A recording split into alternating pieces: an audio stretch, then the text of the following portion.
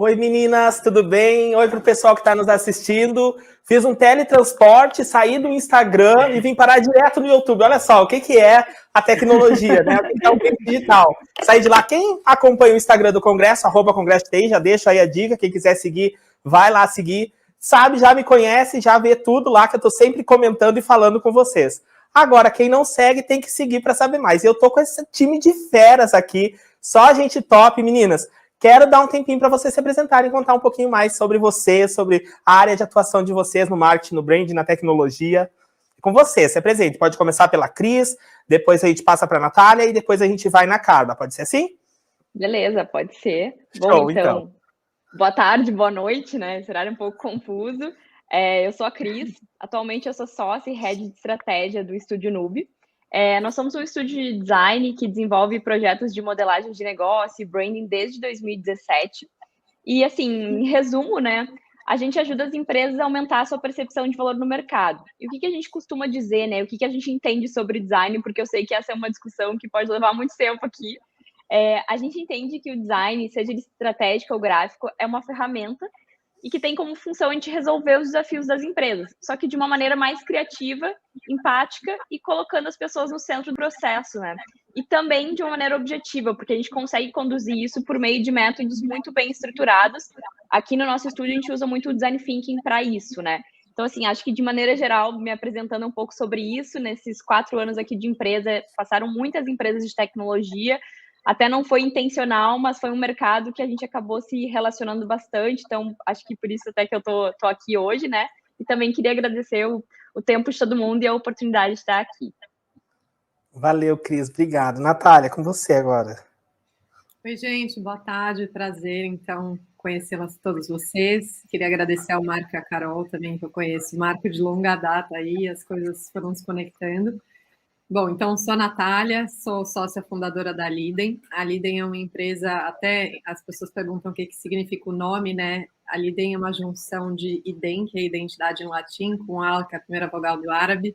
Então, são duas línguas que são a origem da comunicação e, portanto, representam a construção de identidade. E o nosso foco é construção e posicionamento de marca para resultados em vendas. Então, a gente tem todo um histórico aí de processo, a gente até chegou a atuar como um braço de marketing para clientes, né? Começamos também na atuação de design, eu também sou designer de formação, mas depois me voltei para a área de negócios, fiz uma pós-graduação em administração de empresa, então acabei trazendo muito esse viés de vendas, e como a gente operou aí 1 ano como esse braço de marketing focado em resultados de vendas, isso fez com que a gente voltasse e se questionasse até no nosso posicionamento para direcionar muito para empresas de tecnologia e da nova economia, que são empresas que já nascem com uma cultura digital diferente das empresas do modelo de economia real, né? Então, a gente entende que a nova economia são empresas que estão pensando em escala, que têm velocidade, que têm modelos de negócios disruptivos, e aí mais uma razão para que elas trabalhem a marca e coloquem para fora a sua proposta de valor para que consigam vender esses produtos disruptivos. Aí, no final, eu vou contar, então, dessa pesquisa, né, que a Carol anunciou.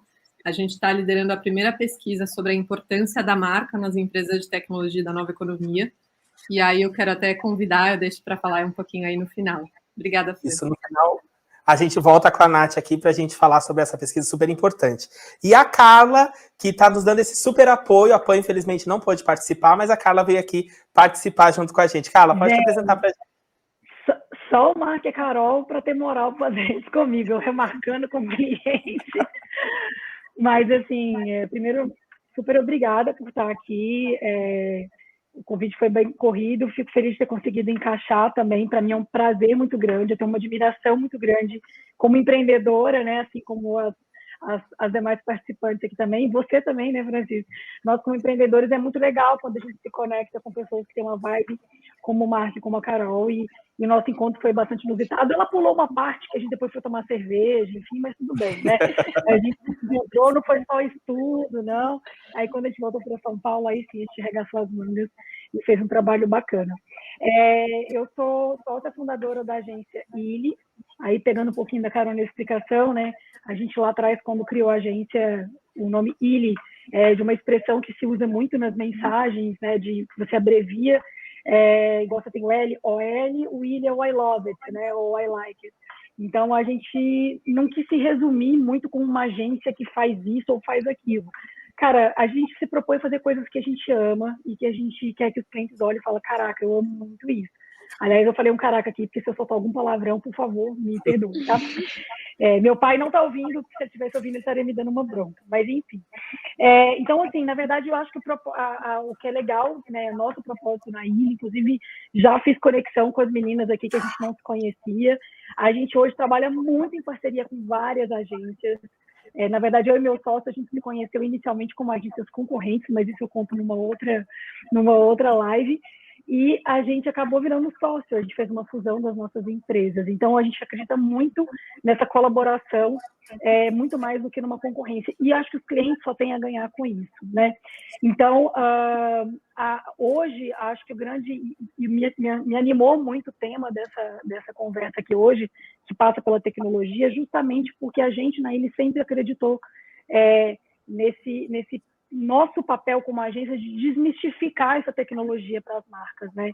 Eu acho que as duas também colocaram muito bem isso, que eu acho que o nosso principal papel é tirar esse medo, não, quem entende tecnologia é só a galera de TI, né? E a gente sabe que a tecnologia, ela acabou se espalhando por todas as áreas da empresa. Hoje o RH, para ser eficiente, não existe sem tecnologia. Então, a gente como agência, né, como... né, muitas vezes os que estão puxando os processos de comunicação, de marketing para as marcas, a gente tem um papel muito importante em, muitas vezes, até fazer essa tradução, né, para o cliente, para que ele veja que não é um bicho de 7 cabeças e que ele não só precisa, como ele pode realmente surfar uma onda muito legal se ele se abrir ao processo de tecnologia. Então, super obrigada mais uma vez e espero que a gente tenha um papo aqui bem bacana.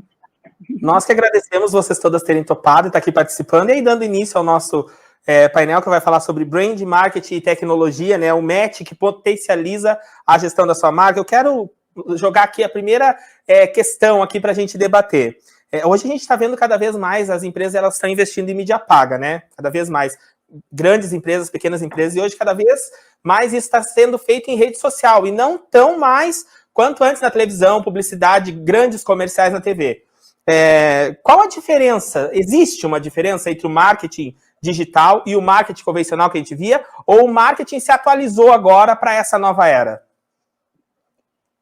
Eu acho que, assim, a principal diferença, né, é que a gente consegue criar uma comunicação muito mais segmentada. Então, o teu tiro acaba sendo muito mais certeiro no digital. A gente consegue tornar muito mais escalável também, porque as marcas, elas conseguem chegar em lugares que antes talvez eram inacessíveis para elas por questões de operações, enfim.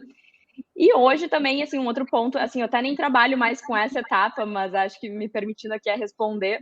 Claro. Eu vejo que no digital a gente tem muito mais dados que permitem a gente identificar o que faz performar ou não em uma campanha, né? Então, assim, falando muito do nosso viés aqui de conhecimento, né? Então, quando algo não está funcionando, tu consegue ter muito mais noção se o problema está na segmentação do público, no argumento que tu utilizou, no recurso visual ou no formato escolhido, por exemplo. Diferente de quando a gente usava meios mais convencionais, como a televisão, por exemplo, que tu não tinha tanto acesso a essas informações e ficava muito mais difícil para o lado de uma agência de publicidade, por exemplo, identificar alguns gargalos ou até saber a conversão que aquilo teve para a empresa que contratou, né? Enfim, essa é a minha opinião, né? Claro. Eu até complementando um ponto que a Cris falou, o que muda no marketing digital é a visão de dados, que a gente não tinha antes, como a gente tem hoje. Então, esse ponto da segmentação, né, a gente consegue ter muito critério para levantar esses dados, e também a relação one-on-one que passou a ser entre ou seja, a pessoa que está sendo impactada versus quem tá comunicando. Então, aquilo que a gente via lá atrás, que era a televisão e o outdoor falando, e quem está recebendo não podendo ter uma interação, isso mudou com o marketing digital. Então, hoje, uma marca, quando ela vai investir, aí depois, acho que é legal a gente ver aqui um pouco da discussão, porque a gente, acho que eu e a Cris, que a gente vem do lado do branding, né?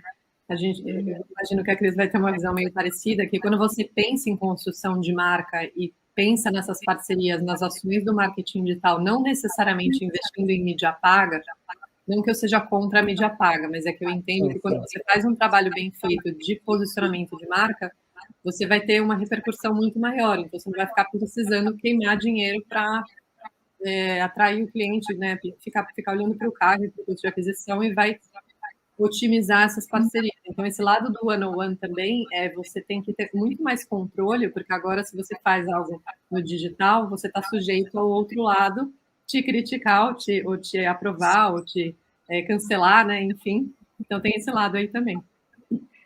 Eu acho que muitas vezes o que faz uma campanha, seja ela paga ou não, né? Porque a gente pode falar de campanha aqui, ela ser totalmente orgânica, ela não ter, às vezes, uma boa repercussão, às vezes não é não tá na culpa da agência que não conseguiu executar da melhor forma, mas porque não foi olhado esse passo antes do posicionamento que a marca ia adotar, que aí entra o branding, né? Então, a divisão entre o marketing e o branding, eu vejo que o branding, ele é um passo antes e ele precisa estar muito bem definido para que uma estratégia de marketing também seja bem sucedida, seja ela em mídias mais tradicionais ou no digital, né? Não sei o que a Nath pensa sobre isso, mas é uma colocação que com muita constância vem aparecendo para mim, sabe?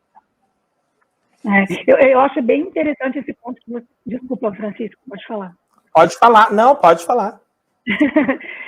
É um ponto que, gente, assim, vida como ela é, home office, deve ter visto um cabelinho passando aqui, era a Malu, minha filha, tá? Então, é um dos pontos que eu vou falar agora. Eu acho que a primeira coisa, assim, eu acho que são coisas extremamente complementares. Eu como formada, como comunicóloga formada, né, que vocês também falaram de comunicação, eu falo que, gente, se você não tem marca, se você não tem propósito, você vai construir uma estrutura castelo de areia, sabe? Então, você corre o risco de, em algum momento, você ter uma mídia muito grande, mas você não vai ter uma base sólida para sustentar aquela campanha, e aí, como você colocou, vai colocar a culpa na agência. Então, sim, a gente, na Ilha, também tem muito essa preocupação com a parte de branding. A gente, muitas vezes, atua com o brand, muitas vezes a gente atua em parceria com outras agências de brand, então depois nós vamos trocar contato também. Mas o ponto que eu acho que é o mais importante, assim, e aí eu vou só tomar liberdade para você desconstruir um pouquinho ali a sua frase, né, a sua pergunta. Fica à vontade. É que, assim, eu particularmente, assim, nos estudos que a gente tem feito na ilha, eu não vejo muito essa coisa binária como existia antigamente em relação à mídia digital e à mídia convencional. Claro, né, a pandemia deu uma bela de uma zoada no cenário de marketing e comunicação e a gente teve que se reinventar, não é novidade para vocês. E aí tem alguns dados que chamam muita atenção nesse posicionamento que eu particularmente acredito muito dessa não binaridade, tipo, ou é isso, ou é aquilo.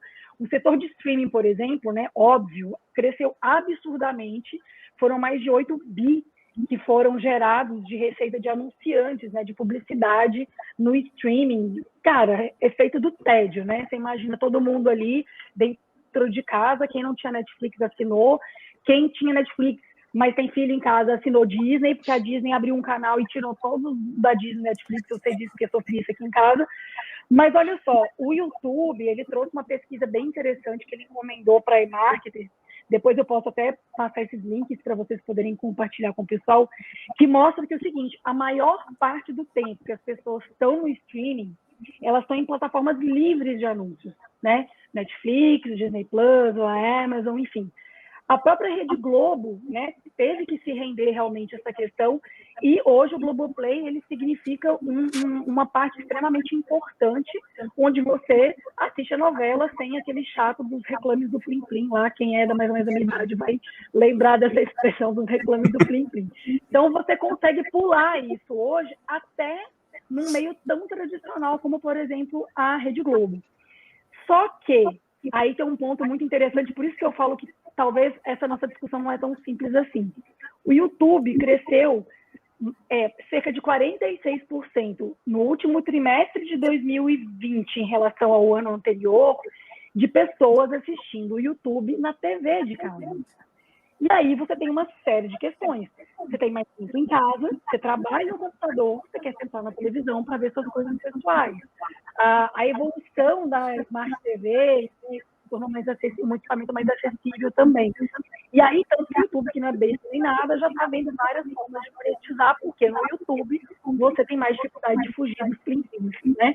Então, a gente sabe que, apesar de você ter essa questão, a gente continua vendo o YouTube bombando nas casas, mas bombando muito nas TVs.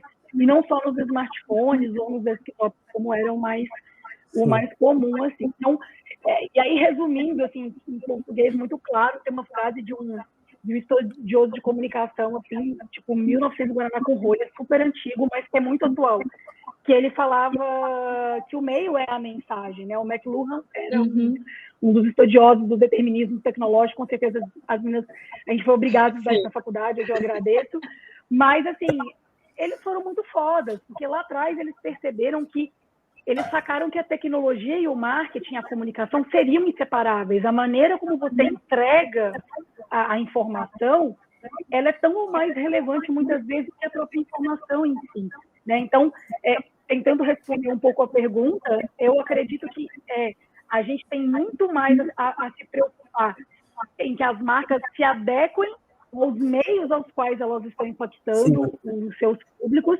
do que propriamente se eu vou anunciar na TV, porque aí tem muito a ver com a estratégia comercial da empresa, o público que você quer atingir, a classe social que você quer atingir, a região do país. A gente fala de internet, a gente está aqui em São Paulo, eu estou em Floripa, tudo área top de tecnologia, né? Mas a gente tem clientes que tem público em diversas regiões do país que não tem essa adesão digital ainda, essa inclusão digital. Sim, o formato não funciona.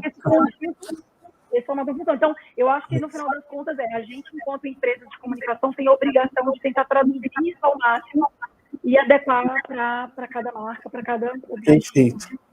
E fazendo um link agora, entrando num assunto que eu acredito que é de domínio de todo mundo, e falando sobre branding e rebranding de marca, a gente viu que várias marcas fizeram rebranding agora, nessa época de pandemia, principalmente para focar em rede social, as identidades mais minimalistas, para caber lá para ser bem fácil de encontrar a marca dentro de um avatar na rede social.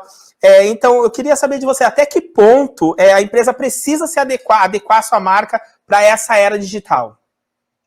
Eu acho que assim, Opa, desculpa. Vai lá, pode ir. Beleza. Eu acho que assim, esses logos mais chapados que a gente vem vendo, minimalistas, eles funcionam melhores nesses espaços mais reduzidos e é uma forma de se adequar também para o digital, e eles também são mais resistentes à prova do tempo, sabe? A gente estava nessa discussão esses dias aqui dentro na empresa e, assim, tem algumas marcas, por exemplo, Globo, né? Eles estão mudando bastante o posicionamento deles, estão indo para uma visão muito mais de ser uma empresa mais tech. Então, esses esforços e essas mudanças, eles estão ficando cada vez mais visíveis. E quando a gente fala em ser tech, a gente está querendo abraçar um mundo mais jovem. E para cumprir essa função, a gente precisa pensar, por exemplo, num logotipo mais em caixa baixa, reduzir a nomenclatura, ter um apelido mais próximo e trabalhar muito bem esse legado que essas marcas têm. Acho que outros exemplos legais é o próprio Ponto, que era a antiga Ponto Frio, a Magalu. O Ponto, assim, criou um símbolo onde algumas pessoas, e gerou algumas polêmicas, acharam simples demais, mas quando a gente vem olhando sobre branding também não é posicionamento, é identidade visual, é propósito, é pensar em tom de voz, né? Então, quando tu olha aquelas aplicações que eles fizeram do próprio símbolo do Ponto, pensa na riqueza que isso pode render, tanto na identidade verbal quanto visual da marca, sabe? Cabe muitos contextos e que se conversam. Então, eu venho vendo que isso está sendo uma preocupação dessas marcas que estão entrando principalmente para o digital, né? E aí, quando a gente fala de até que ponto, né, tem que se preocupar com isso, volta para um ponto que a própria Carla estava falando, né? Eu acho que antes de mais nada, antes de pensar na plataforma ou mídia, é muito importante a gente ver com quem que a gente está falando e qual que é a essência da nossa marca. Porque, como a Carla falou, não adianta eu pensar numa estratégia incrível para o digital, mas eu não tenho ninguém lá dentro. Assim, eu tenho clientes, por exemplo, que são empresas que desenvolvem produtos digitais para, sei lá, bancos, grandes instituições, e a gente já entendeu que, assim, estratégia digital para eles não funciona para aquisição de clientes, ela funciona muito bem para retenção de novos talentos e atrair pessoas para a cultura da empresa deles, que é um mercado que está super aquecido e bem difícil de conseguir novas colocações, como, por exemplo, desenvolvedores, né? Então, a estratégia digital deles está muito voltada para o público interno e não para gerar vendas e negócios, sabe? E é para isso que o digital acaba atuando para eles. Tem uma frase até complementando o que você falou, Cris, que eu gosto muito de separar, que é: marca é como o seu negócio é percebido pelo mercado, posicionamento de marca é como você quer que o seu negócio seja percebido pelo mercado. Então, até complementando, né, a marca a gente quer no posicionamento, aliás, a marca ela é, e no posicionamento a gente quer. Então, quando você fala dessa questão da Globo, né, de querer ser mais tech, ou seja, o mundo, ele já, a pandemia veio aí só para acelerar isso, não tem mais não ser tech, mas tem ser mais tech, ou estar mais à frente, ou estar mais plugado com as novidades aí da tecnologia. E aí as marcas que estão entendendo isso, e é o que você falou, né, ou seja, tem que ter essa leitura do público, da persona. Quanto mais essas marcas se conectarem, mais elas vão expandir ou não. Aí até queria trazer, por exemplo, o exemplo do Nubank. Quando a gente fala de rebrand, né, ou de reposicionamento de marca, o Nubank, por exemplo, esse ano, né, comunicou a mudança deles de marca, essa nova marca.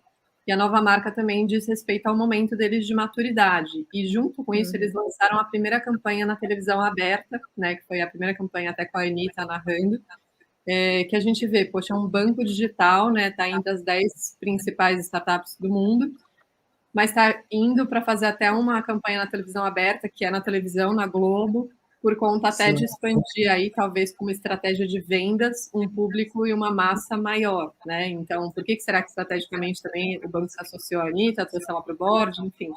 Então, tem esses pontos também que são pontos para a gente se questionar. Gente, o mais legal de participar do painel, assim, é que, assim, no final eu só preciso complementar, né? Acho que vocês foram perfeitos na colocação, assim. E aí é muito doido, porque às vezes o cliente a gente fala assim, ele quer mudar o logo. Mudar o logo não é reposicionamento de branding, sabe? A gente, enquanto profissional, fica até né? Tipo, cara, se é para mudar só o logo, você entra naqueles aplicativos lá, coisa, e, né, você vai pagar R$50 e você vai ter um logo novo, né? É isso. Então, eu acho que tanto a Nath quanto a Cris colocaram um ponto muito importante. O logo, na verdade, ele é uma expressão gráfica de como você quer se posicionar para o mercado.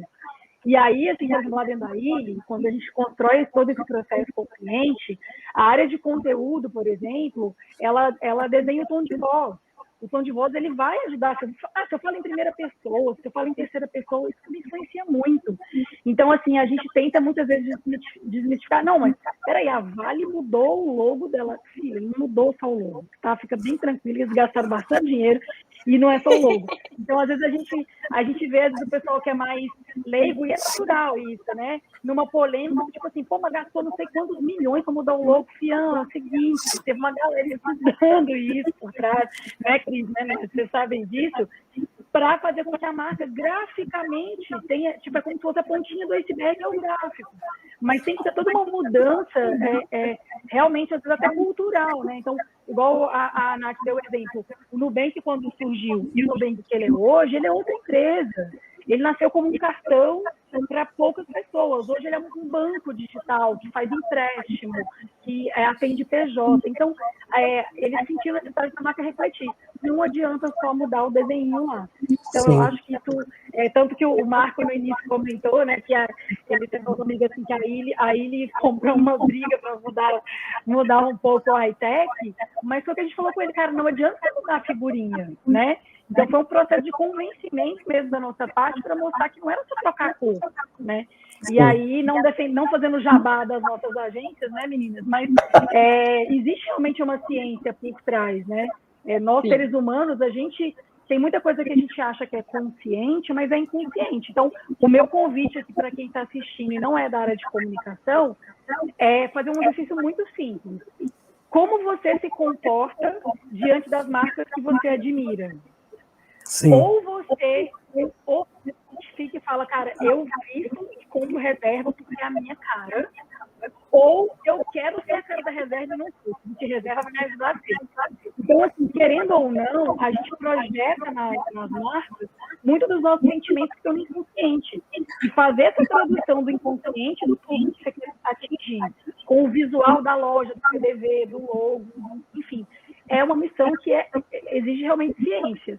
E aí, por último, a tecnologia ela vem ajudando muito isso, né? Então, hoje a gente consegue ter dados de interação do consumidor com a gente, que nos ajudam, enquanto agências, a não ter que esperar 6 meses uma pesquisa do Ibope para você saber que aquele negócio não emplacou. Agora a gente tem isso no dia. Você bota a campanha no ar e já sabe na hora, então isso ajudou bastante. Então, eu acho que as meninas colocaram super bem e eu concordo plenamente com isso. Parem de enxergar a brand como uma fazedora de logo e entendam que é uma ciência muito importante para o varejo e para as vendas também. Eu acho que é importante... Desculpa, Fran, mas só para complementar. Eu acho que é bem importante, assim, pensar nisso, que logo, todo mundo acha, é um processo criativo. Sim, é um processo criativo, mas depende da tua estratégia de negócio e ela estar muito bem definida para que o logo funcione, assim, se tu não me contar que daqui a 1 ano tu quer abrir, exemplo, uma rede de franquias, isso impacta em toda a construção do projeto, sabe? Então, a gente precisa ter esse momento de imersão que amor. E não sair só para execução, né? E a chance de retrabalho é muito maior quando a gente não tem todas essas etapas de ir cumprindo a estratégia, desenvolver o posicionamento, a proposta de valor, qual que é a mensagem que a marca quer deixar no mundo, qual que é o tom de voz, como é que é a personalidade, imaginar a marca como uma pessoa, sabe? Quais atributos que a marca tem ou não tem. Então, se eu te levar um logo que for super colorido, exemplo, e tu me falou que tu tem uma personalidade muito mais minimalista e sóbria, tem uma grande incoerência, né? Então, a gente precisa passar por essa jornada até chegar na entrega do logo, que é a última coisa num projeto de rebranding, sabe? Pelo menos, né, aqui no estúdio, quando a gente trabalha. Perfeito. Aproveitando... Pode falar, Natália. Não, eu não quero interromper seu raciocínio aí, Fran. Eu só queria fazer uma colocação. Dá tempo ainda antes dessa... Claro, dá tempo sim. Eu queria deixar uma mensagem, complementando o que a Carla e a Cris falaram, que até estava falando antes do painel um pouquinho com a Cris, o quanto a gente na Lidem amadureceu muito a nossa visão e a gente associa a marca muito à liderança, né? Se a gente for pensar, marca é você estampar, né? Se a gente pensar, a origem da marca, ela surgiu para validar a credibilidade de produtos. Então, se a gente pensar lá atrás, quando as pessoas começaram a comercializar, eu venho do mercado de embalagens, né? Trabalhei com Ambev, Unilever, Mondelez, que são bens de consumo que investem pra caramba em marketing e em marca, né? Ou seja, a marca ela vem daí como um aval e credibilidade. Então, ela está muito mais associada a você marcar um território e se posicionar, até contando, por exemplo, uma das coisas que eu vivi numa das agências que eu trabalhei, que foi uma grande escola, foi o trabalho que eles fizeram que a Narita Designer, foi o trabalho que eles fizeram para a Ambev de segmentar na gôndola a Skol amarela, a Brahma vermelha e a Antártica azul. Ou seja, você definindo a partir da cor, você está marcando um território, definindo um ambiente. E claro que isso se aplica no digital, se a gente olhar para o aplicativo, lá para o login pequeno, a gente também está marcando um território. Mas eu queria reforçar esse ponto do quanto isso tem muito a ver com liderança. Qual que é o espaço que eu quero ocupar? Como que eu quero ser visto como líder?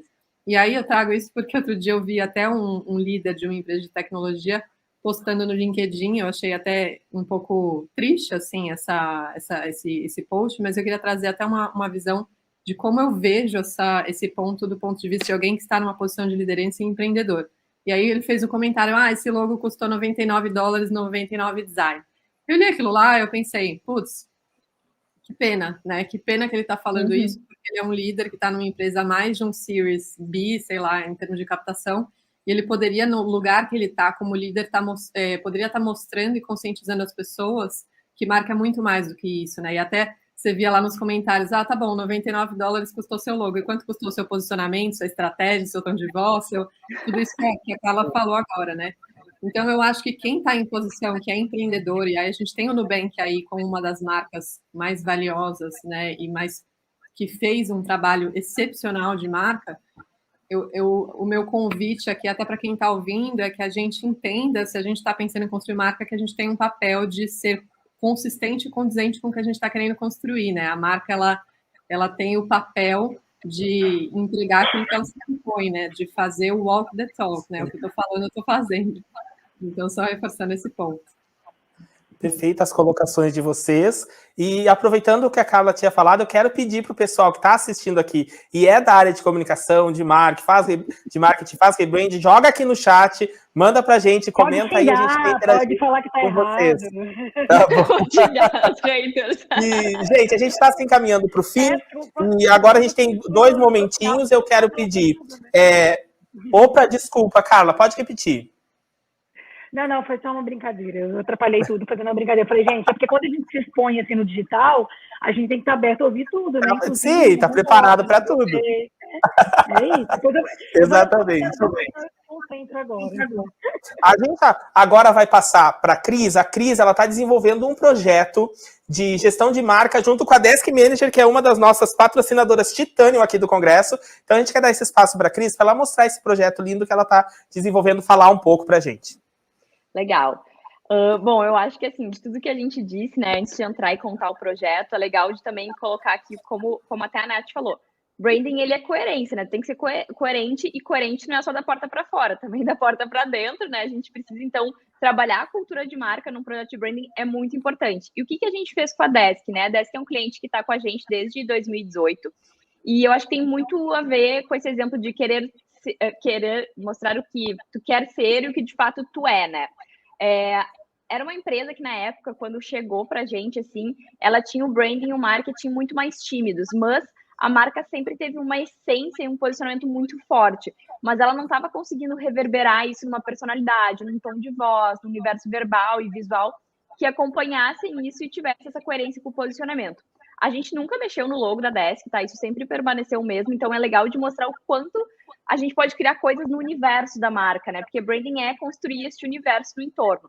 Então, a gente já passou por várias fases e desafios, mas eu queria destacar 2 aqui que foram muito bacanas, que a gente acabou de entregar para a Desk. Um deles, na verdade, a Desk está dentro do grupo Trezin, então tem outras empresas que estão alocadas ali dentro, e a gente tinha o desafio de todo o time conseguia enxergar muito bem quem era a Desk era a irmã mais velha das outras empresas, mas não enxergava tanto bem o todo. Então, a gente teve um trabalho de pensar numa arquitetura de marca, conversar com os colaboradores, construir uma proposta de valor para cada uma e alinhar isso. E isso impacta agora até na jornada do onboarding dessas pessoas. A gente validou com os colaboradores isso, então não foi uma decisão top-down, só com os sócios. A gente fez rodadas com os sócios e rodadas individuais com o time, né?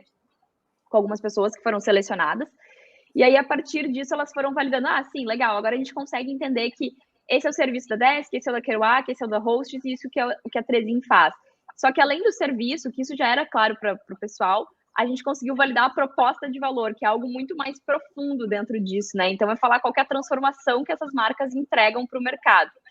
E aí, agora entrando um pouquinho em Desk de novo e saindo do grupo, uma materialização desse esforço aqui, desse rebranding, ficou muito evidente num evento que a gente entregou agora, foi um evento online, que foi o Wake Up Manager, eu não sei se vocês chegaram a acompanhar. Nós somos apoiadores, isso. É verdade.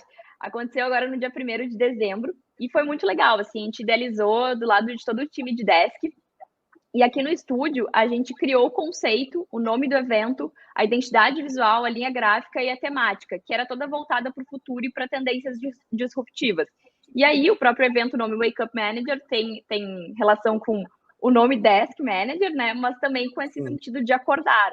E aí, algumas coisinhas que a gente foi fazendo para reverberar esse conceito de diferentes formas. Toda a comunicação, ela era voltada para esse despertar do futuro. Então, tu entrava na landing page, nos materiais que tu recebia, tinha 2 opções. Tinha 2 botões, despertar para o futuro ou parar no tempo. E aí, tu tinha 2 trilhas, dependendo de onde tu clicasse. E aí, dentro dessas trilhas, né, da Despertar para o Futuro, que era onde a gente queria que todo mundo clicasse, né, a gente tinha a DM01, que era uma figura própria que assinava os conteúdos como se fosse uma voz do futuro, assim. Então, todos os textos que eram escritos tinham essa colocação, assim. E aí, para ornamentar, assim, com isso, a gente criou, em vez de falar assim, os palestrantes são esses, não, eram os mensageiros, tudo tinha, assim, tava muito coladinho, sabe?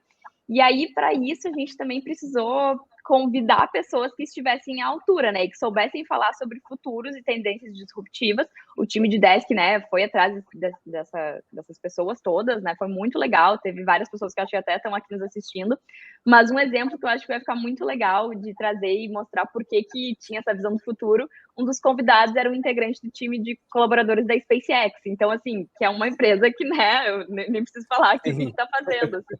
Então, tudo, eu acho que, assim, desde a escolha do nome até os convidados, né, até a hora prática ali, tudo foi muito redondinho e estava conversando tanto com o branding do evento, digamos assim, né, o planejamento criativo desse evento, quanto com a marca. E aí, assim, falando em resultados, né, no fim foram 7 horas ao vivo de evento, a gente teve 19 pessoas ali palestrando, convidadas, e a gente teve mais de 2.000 inscritos para acompanhar esse evento online aí, que ficaram, né, durante o dia assistindo.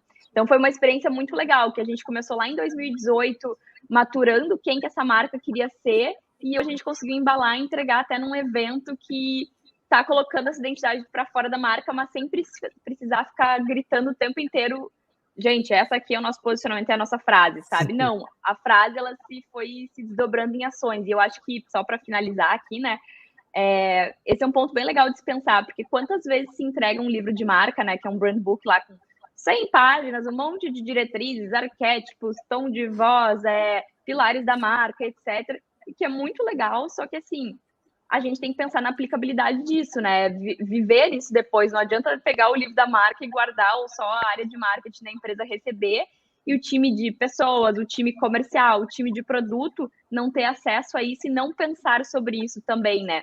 Então, esse evento, o Wake Up, ele foi legal, porque ele envolveu todo mundo da empresa da Desk, e todo mundo estava entendendo para que lugar a gente queria ir. Então, aqueles atributos de marca lá, aqui foram colocados em prática. Sim. E falando um pouco mais sobre construção de marca, eu queria convidar agora a Natália para falar um pouquinho sobre a pesquisa que a Aliden está desenvolvendo, né? A gente tem uma tela para botar também, para o pessoal poder participar. Natália, explica um pouquinho para a gente como que funciona essa pesquisa, para que serve. Legal. Obrigada, Fran. Assim, só para comentar um pouco sobre o projeto em si, né? Então, a Aliden, a gente migrou esse posicionamento para empresas e startups da nova economia. A gente entendeu que a forma de trabalhar, ou seja, para empresas que atuam, né, nesse segmento e que contam com modelos de negócios disruptivos, inovadores, escaláveis, tem uma forma diferente de trabalhar e o processo tem que ser diferente, vai até de encontro com o que a Cris falou agora, né? Não dá mais para ter aquele brand book gigantesco, a aplicabilidade ela tem que ser ágil, tem que ter constância, tem que ter acompanhamento, então até a nossa metodologia ela é muito voltada para isso. E aí a gente decidiu, a gente se juntou, a gente foi atrás da Snack, que é um braço da Fisher Venture Builder, né? Que até eles têm uma newsletter super rica assim, sobre tecnologia. E a gente se juntou com todos esses outros parceiros, ou seja, aceleradoras, Cubo tá junto, né? A Bolsa Nova, a Capital, a Confraria do Empreendedor, tem vários parceiros apoiando o projeto. Por quê? Porque a gente entende que a construção de marcas, se a gente for olhar um pouco para os dados, né? Então, a gente está falando aí de 18 mil empresas, startups no Brasil, 18 mil com número crescente, cada vez mais. A gente tem uma pesquisa aí um pouco antiga da Fundação Dom Cabral, onde a gente vê que 25% dessas empresas morrem no primeiro ano de vida, né? E 50% delas no 4º ano, ou seja, falta muito despreparo. Geralmente, esses dados eles são oriundos de desalinhamento de sócios, falta de capital. E quando a gente entende que existe falta de desalinhamento entre sócios, isso está muito associado a clareza de visão, de modelo de negócio, né, de alinhamento, que está muito associado ao processo anterior aí de construção de marca.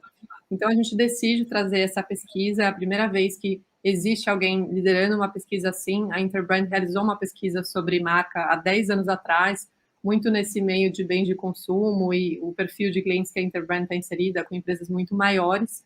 Então, a gente decidiu liderar essa pesquisa, a gente está...